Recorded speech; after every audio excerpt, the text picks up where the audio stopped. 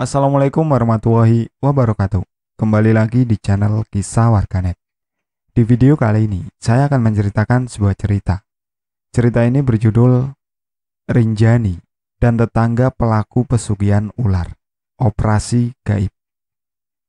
Cerita ini ditulis oleh @rama_atmaja_HCR.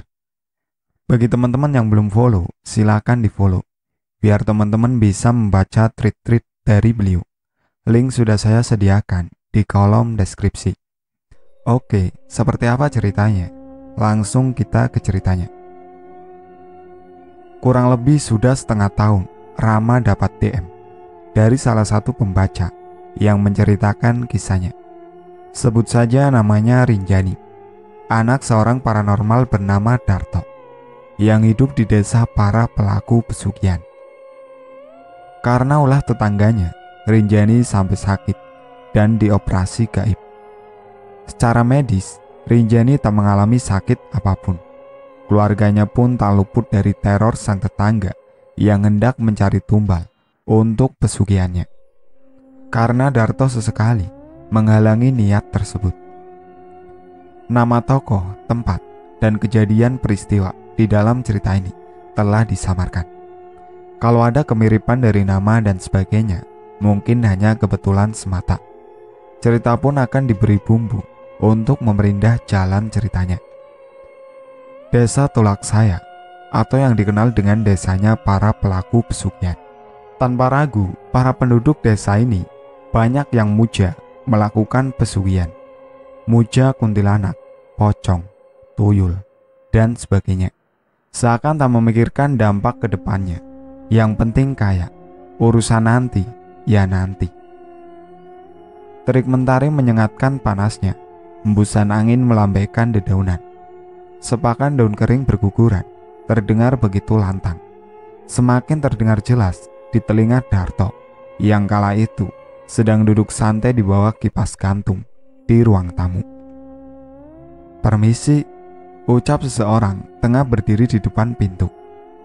"Silakan, masuk saja," jawab Darto, membalikkan badan untuk melihat seseorang yang mendatangi rumahnya. Orang itu masuk dengan sopan, raut wajahnya menyembunyikan kecemasan dengan senyuman. Weh, bagaimana?" Tanya Darto melirik ke arah orang tersebut.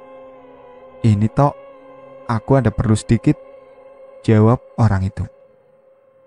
"Ya sudah weh, duduk dulu," ajak Darto, mempersilahkan orang tersebut untuk duduk.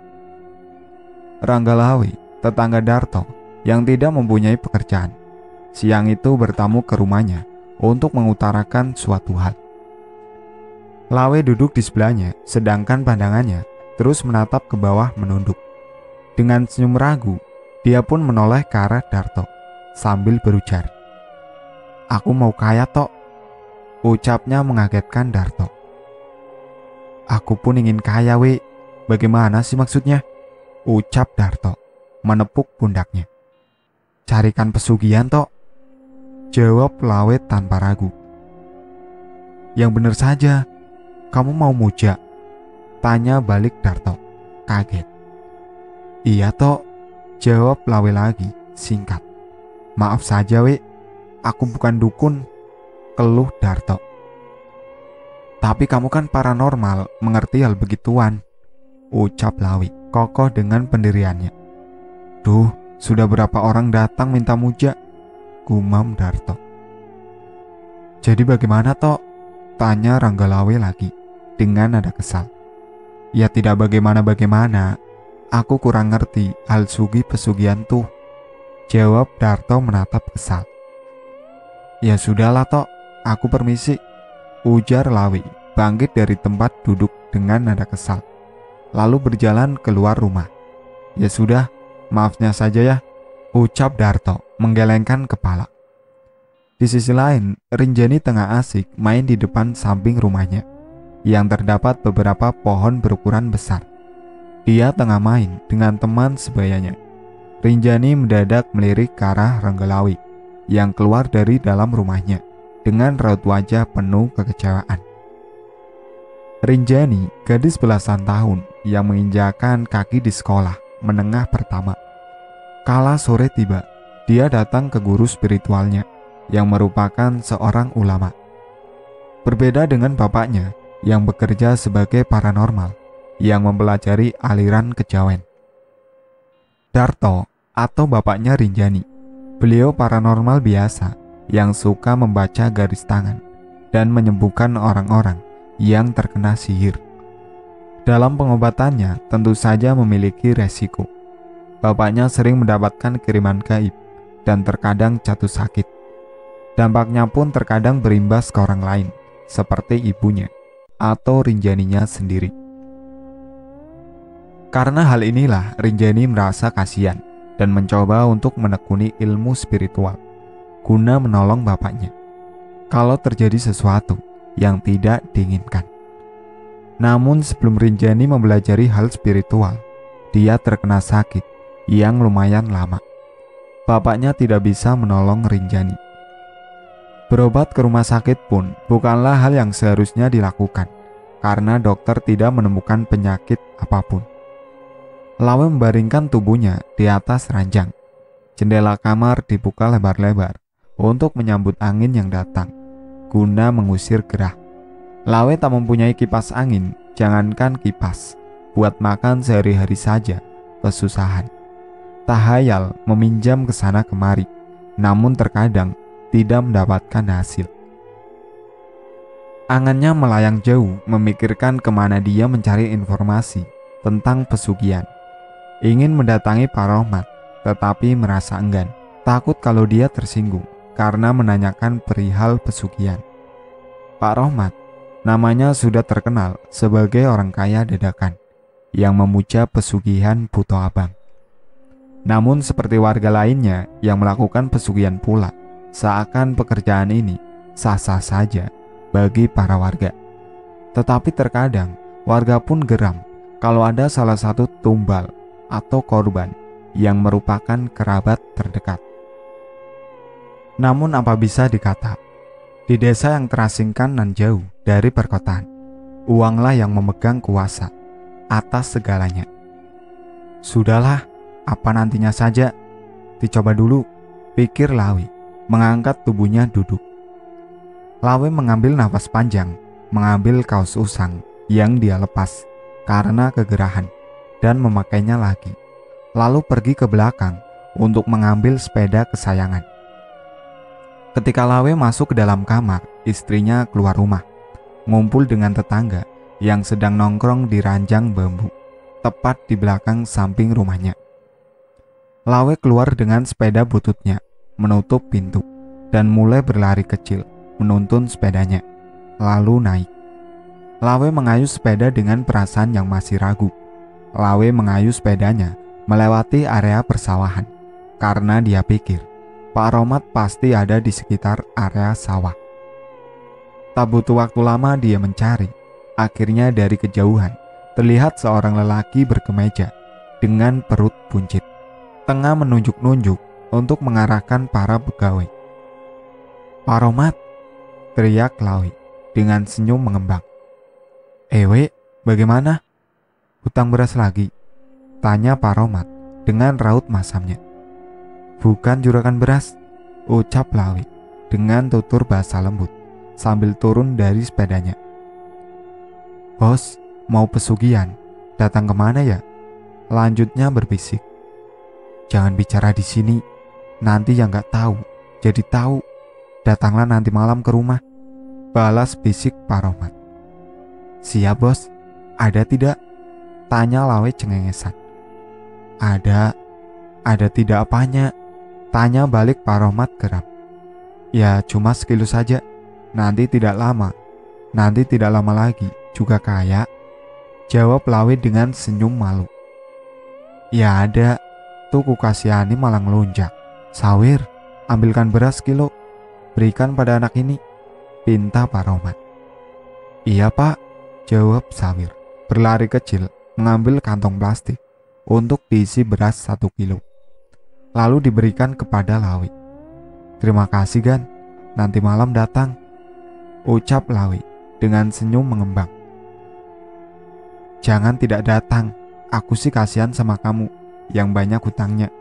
Suruh kerja tidak mau, maunya kaya. Keluh Pak Rohmat. Dibalas senyum sama Lawi. Dan dia pun mulai kembali mengayuh sepedanya. Azan asar berkumandang. Rinjani dan teman-temannya masih asik bermain. Lalu ibunya keluar dari dalam rumah dan berteriak memanggil anaknya. Rin, udah sore, mandi? Iya bu, balas teriak Rinjani, dan mereka pun pulang ke rumah masing-masing. Rinjani kecil berlari mendekati sang ibu yang berdiri di depan pintu. Tetapi langkahnya tiba-tiba terhenti karena ekor matanya menangkap sesuatu yang gundul, tengah mengintip dari belakang rumah. Rinjani terdiam mematung. Kepalanya masih menengok ke arah kiri, melihat lurus ke belakang rumahnya. Ada apa, Rin? Tanya Eda, ibunya Rinjani. Ada anak botak, Bu, jawabnya. Di mana? Tanya Eda mendekati Rinjani yang masih terdiam di tempatnya. Itulah, Bu, di belakang rumah, sambil melihat ke sini. Jelas Rinjani menunjuk. Pak, Bapak, teriak Eda. Iya Bu, ada apa? Teriak balik Darto dari dalam rumah. Kemarilah, pinta Eda, membuat Darto terburu-buru keluar rumah. Darto menghampiri keduanya, Enda dan Rinjani, menunjuk ke arah belakang rumah, membuat Darto geram dan berlari kecil menuju belakang rumahnya. Tak lama Darto kembali menghampiri istri dan anaknya, lalu menyuruh keduanya masuk ke dalam rumah. Tuyul ya Pak? Tanya Eda. Iya, balasnya singkat. Tuyulnya siapa Pak? Tanya Eda lagi. Tidak tahu, lagian baru jam segini, sudah dilepaskan, ku kejar lari. Jelas Darto. Setelah menceritakan apa yang terjadi, yang membuat Rinjani bingung sambil menatap bergantian ke arah orang tuanya. Lekas itu, dia disuruh mandi. Namun sesampainya di depan kamar mandi, Rinjani kecil tak berani masuk. Hanya dia menatap ke arah antara dinding yang berada di dalam kamar mandi. Tak terdengar siraman air membuat Enda melangkahkan kakinya menuju kamar mandi. Didapatinya Rinjani kecil terdiam mematung. Lah, tidak cepat mandi, malah berdiri saja. Ada apa lagi? Tanya sang ibu mendekat. Orang itu suruh keluar dulu Bu, Rinjani takut, jawabnya dengan nada polos. Dan lagi, Enda memanggil Darto. Darto mengusir makhluk itu, kuntilanak, makhluk yang seharusnya hanya berdiam diri di pohon asam belakang rumah. Tiba-tiba masuk ke dalam rumah. Darto bingung, seakan ke depannya akan ada hal buruk yang terjadi. Malam yang dilalui pun sudah menjadi malam yang berbeda. Rinjani kerap meracau tak jelas dalam tidurnya. Darto dan Enda sesekali terjaga, menenangkan putrinya agar tak bangun dari tidurnya. Dengan terpaksa di tengah kantuknya, Darto melakukan ritual untuk memagari area rumah agar tidak dimasuki oleh makhluk-makhluk yang seakan tertarik dengan Rinjani. Lalu hari-hari berikutnya sudah seperti biasanya, hingga Rinjani sudah mulai beranjak remaja atau sudah SMA. Sedangkan Ranggalawe menjadi juragan empang. Dia sudah menjadi orang yang kaya. Dia sudah menjadi orang yang kaya raya, tetapi sombong, seakan tak ingin mengenal tetangga-tetangganya yang masih miskin. Walau desa Tulaksaya terkenal dengan pesugihannya, tetapi tak semuanya melakukan pesugihan. Dan di RT ini, baru Lawe saja yang terjerumus di dalam kegelapan. Dan dari sinilah peperangan gaib antara Ranggalawe dan Darto akan dimulai. Malam yang sepi senyap tak menghalangi Lawe untuk keluar rumah. Sebelum keluar rumah, dia melihat istri dan anaknya, lalu mulai keluar rumah dengan mengendarai mobil mewahnya menuju ke kediaman Pak Rohmat. Sesampainya di rumah Pak Rohmat, Lawe disambut dengan senyuman dan dia mengutarakan maksud kedatangannya. Aku sudah kaya, jadi orang baik. Tapi tetangga mulai curiga, terutama si Karta, ucapnya sambil menyeruput kopi, mengepulkan asap rokok. Permintaanku sudah kamu jalankan kan? Tanya Pak Romat. Sudah Pak, setiap bulan aku bagi-bagi sembako dan uang buat fakir miskin, jawabnya. Lalu tetanggamu kebagian tidak? Tanya Pak Romat lagi. Tidak, jawabnya dengan senyuman malu. Jadi orang baik jangan setengah-setengah. Dengan tetangga harus akur. Yang berlalu biarlah berlalu. Karena ini demi kebaikanmu. Takut terjadi apa-apa, tegasnya, memberi nasihat kepada Lawi. Tapi Karta sudah tahu. Jadi bagaimana? Keluh Lawi. Bungkam dengan uang, nanti juga diam. Usul Pak Romat, dibalas senyum dan anggukan oleh Lawi. Memang kejadiannya bagaimana sampai ketahuan? Sambung Pak Romat. Lawi pun mulai bercerita kejadian yang sudah hampir seminggu berlalu ketika dia habis pulang dari empangnya. Malam yang terang di bawah sinar rembulan, Lawi hendak pulang ke rumah dengan mengendarai motornya. Sampai di jalan Beliku, masih di area persawahan, lampu motornya menyoroti gubuk petani yang berada di tengah sawah. Dilihatnya ada seorang putri cantik tengah berbaring dengan posisi miring, melambai ke arahnya. Sosok putri yang tidak lain adalah siluman ular yang memberikan kekayaan pada Lawi. Lawi yang sudah menjalani perjanjian dengan siluman tersebut, yang harus menjadi budak nafsunya dan tak bisa menolak. Akhirnya memarkirkan motornya dan berjalan menuju gubuk itu. Di sisi lain, ada 3 orang dari area persawahan habis mengecek sawahnya yang takut terkena hama. Melihat motor terparkir dan bayangan yang hendak menuju gubuk. Karta, tetangga samping Lawi, dan kedua orang lainnya bernama Warsa dan Gareng, berbeda RT. Ketiga orang ini melihat gelagat yang mencurigakan dan memutuskan untuk berpencar dan mengepung seseorang yang tengah mendekati gubuk. Seseorang yang tidak lain adalah Lawi yang sekarang sudah berada di gubuk itu.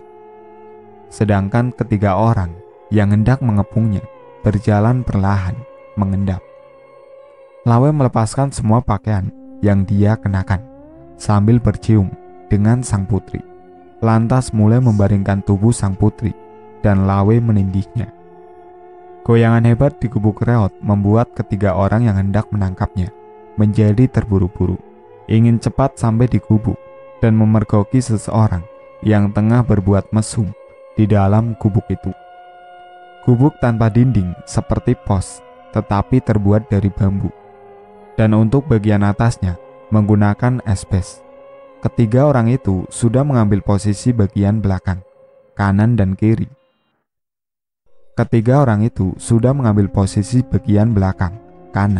Dari gubuk. Mereka masih dalam posisi merayap, hendak berdiri dan saling memberi kode dengan anggukan. Mereka pun berdiri sambil berteriak. Alangkah terkejutnya dengan apa yang mereka lihat. Lawi tengah berbuat mesum dengan seekor ular berukuran besar, membuat mereka berdiam untuk sesaat karena tak percaya dengan apa yang dilihat. Pantesan kayak pesugihan ular, geram Karta, hendak memukul wajah Lawi. Sedangkan sang ular menggelosor turun dari gubuk menuju lahan padi dan hilang dari pandangan. Jangan tak, biar, lepaskan, seru Warsa menghentikannya. Iya tak, timbal Gareng. Sudah sana, pulang, sambungnya menyuruh Lawi pulang. Wajah Lawi sudah memerah, keringat dingin mengalir deras di wajahnya. Perlahan mengambil semua pakaiannya dan lari ke arah motor, mengenakan pakaiannya, lantas langsung pergi. Warsa dan Gareng yang berasal dari RT sebelah sudah sering makan dari uang yang diberikan oleh Lawi, membuat mereka tak tega untuk menghakiminya. Kenapa sih dilepaskan? Pukulin saja sekalian, gerutu Karta. Kamu mukul dia atau memberitahu sama orang lain, urusannya denganku, geram Gareng. Iya, urusannya denganku juga, timpa Warsa. Cih, keluh Karta sambil memukulkan tangannya ke tiang penyangga gubuk. Dari situ ketiganya diam, tutup mulut rapat-rapat, seolah tak pernah melihat apa yang mereka lihat malam ini. Mendengar cerita dari Lawe membuat Pak Romat terpingkal. Tertawa dengan lepas sambil memegangi perut buncitnya. Sedangkan Lawe menatap sinis ke arah Pak Romat. Merasa kesal dengan Pak Romat yang menertawakan dia, dan Lawe pun tak berani berbuat apa-apa. Akhirnya mengalihkan pembicaraan. Pak, waktu Bapak mengajak aku ke pantai itu, awalnya ragu. Masa iya pantai bisa membuat kaya? Tapi benar adanya, ucap Lawe mengalihkan pembicaraan. Nanti dulu, aku mau menyeruput kopi dulu, ucapnya mengambil gelas dan menyeruput kopi. Tapi bener kan hasilnya? Sekarang terbukti kamu jadi orang kaya, lanjutnya. Iya Pak, kirain mau dibawa wisata, tapi ada tempat ritualnya, jelas Lawe. Darto dan Enda hanya diam memandang ke arah Arin, nama panggilan pendek untuk Rinjani. Keduanya merasa aneh, padahal anaknya pernah mengalami sakit lumayan lama. Dan kenapa sekarang menjadi orang yang ditakuti Lawe?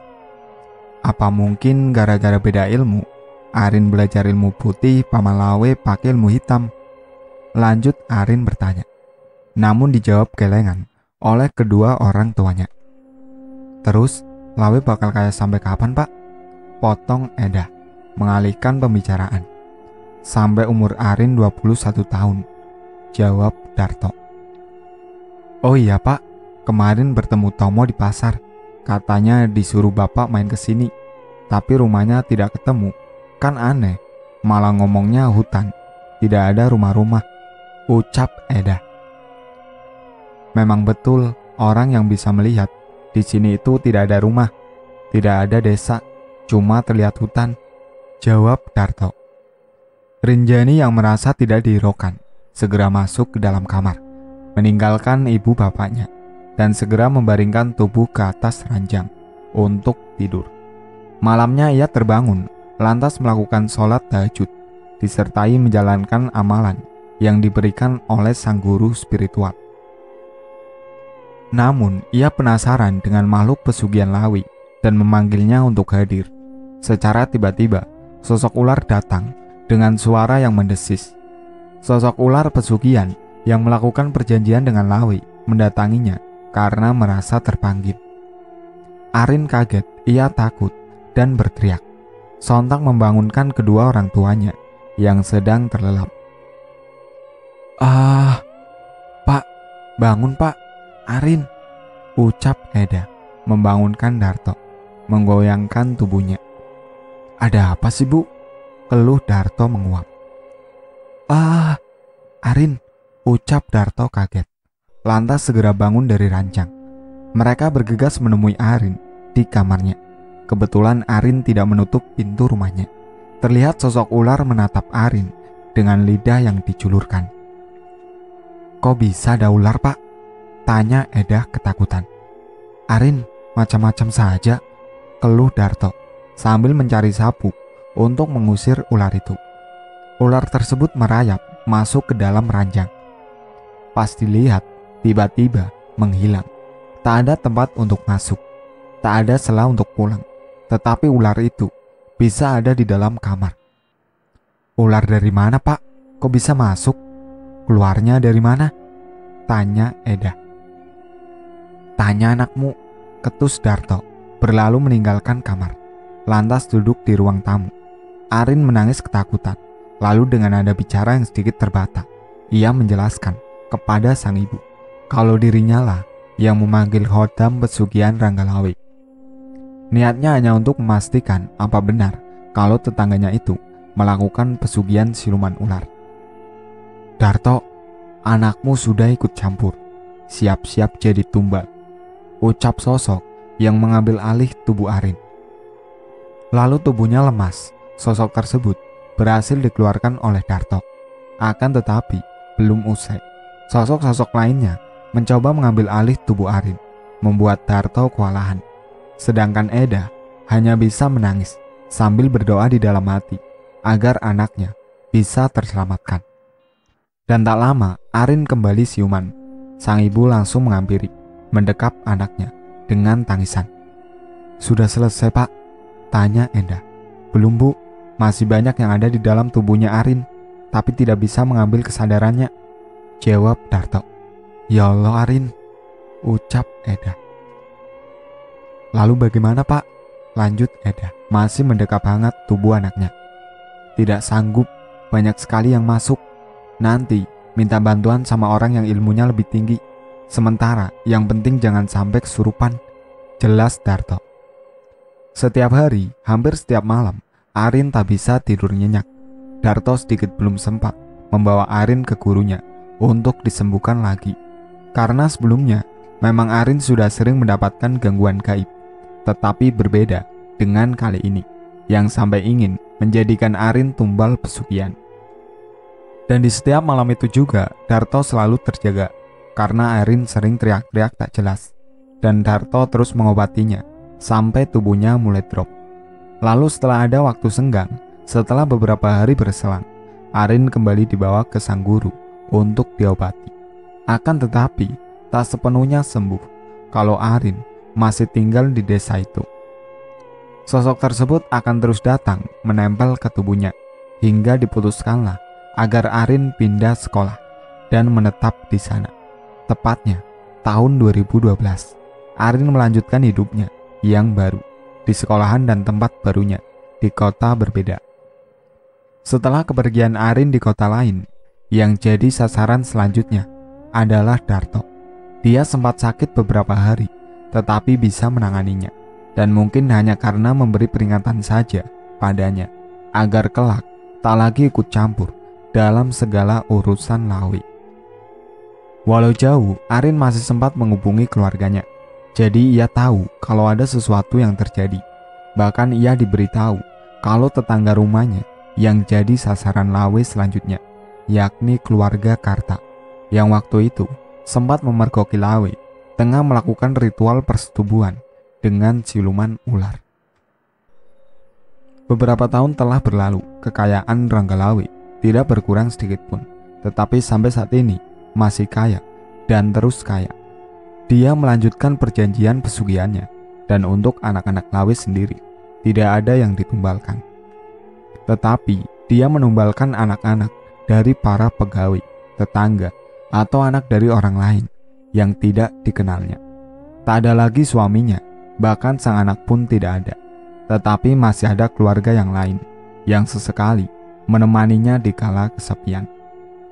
Kini, Rinjani sudah hidup bahagia, walau awalnya ia hidup di kos seorang diri, sampai ia bisa lanjut kuliah, dan kini sudah mempunyai pendamping hidup.